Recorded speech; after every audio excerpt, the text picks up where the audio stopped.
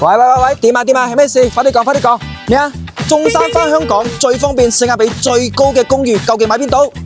係嗱，今日咧我就絕對冇教錯大家，就喺呢度中山旗江新城呢個樓盤，絕對係我哋港澳人士返中山置業公寓嘅天花板啊！嗱，首先講翻佢嘅位置啊，真係夠晒 fit 啊！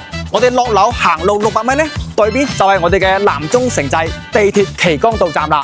咁呢個地鐵咧將會喺2027年年底就開通噶啦。咁屆時通車，我哋半個鐘就可以翻到廣州，45分鐘啊就可以直接去到深圳噶啦。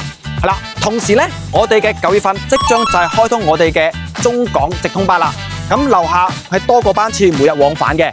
咁平時我哋好似開工啊，或者係周日要返嚟中山內地，同埋係節假探親咧，通勤都係非常之方便嘅。擔心生活配套唔夠便利，呢個地鐵上蓋大城啊，周邊4大商圈環繞 ，Coco City、萬象匯、富日城、山姆會員店，揸車啊10分鐘全部到齊啦。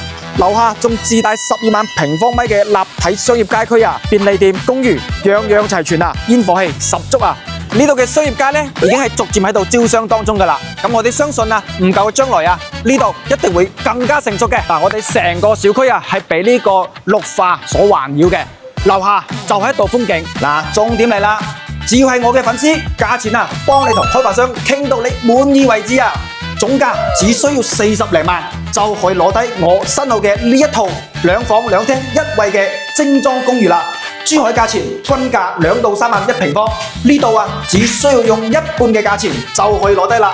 地鐵上個 loft 4米5層高，買1層享受2層啊！咁樣嘅樓盤就問你心唔心動？